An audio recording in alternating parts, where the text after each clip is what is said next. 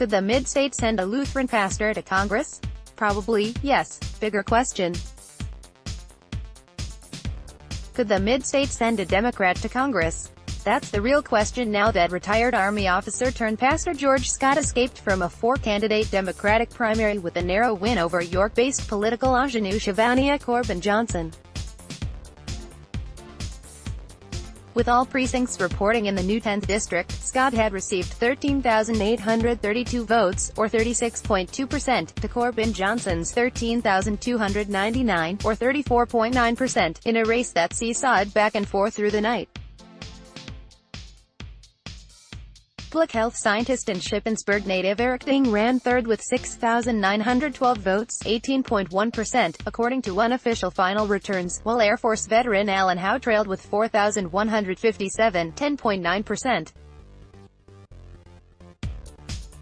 Corbin-Johnson, a 26-year-old Georgetown graduate who started her career working for U.S. Sen.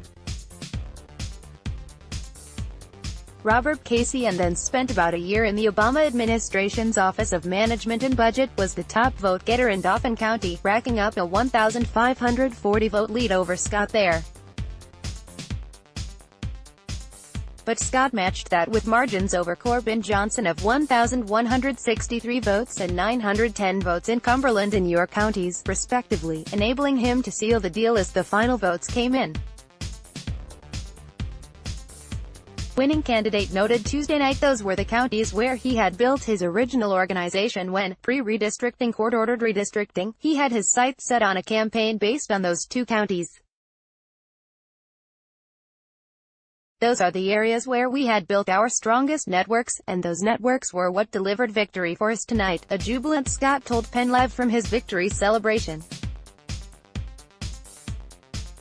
Scott also said he believes he has room to grow in Dauphin County, and expects that a unified Democratic Party that survived a largely civil primary will help him do just that, in the months to come.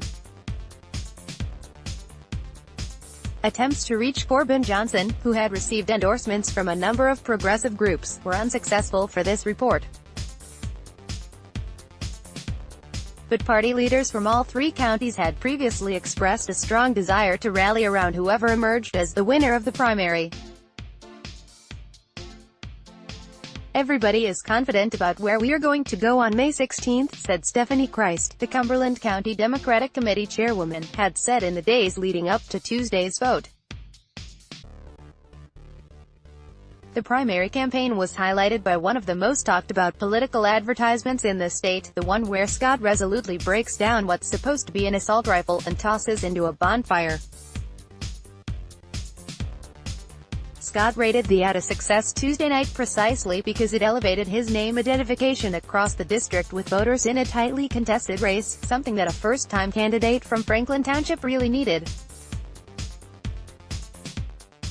Scott said Tuesday night he got good feedback about the ad from voters who told him they liked a guy who wasn't afraid to come out in support of moderate gun control measures. The commercial wrapped with calls for mandatory background checks and a ban on assault rifles meant for war. That said, however, Scott couldn't say whether the ad will continue to be a staple of his general election campaign. "I'm not going to make any prediction about how our messaging will be going forward," he said. The borders of the newly drawn 10th, now consisting of all of Dauphin County, most of Cumberland and the northern half of York County, creates a true Capital Region district with the potential for a competitive race. Based on 2016 results, Republicans still hold a clear edge. The average major party result across the new 10th for all five statewide races in 2016 was Republicans, 53.9%, Democrats, 46.1%.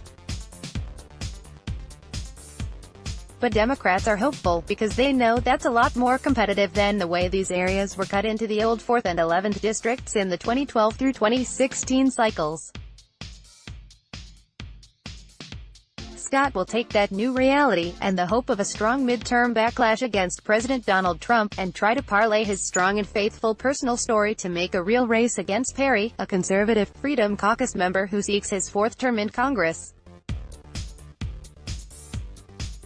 The race pits two men with military backgrounds against one another, as Perry, 55, is a brigadier general in the Pennsylvania Army National Guard. An Army ROTC graduate of Georgetown University, the 56-year-old Scott served 20 years in the Army, retiring at the rank of lieutenant colonel.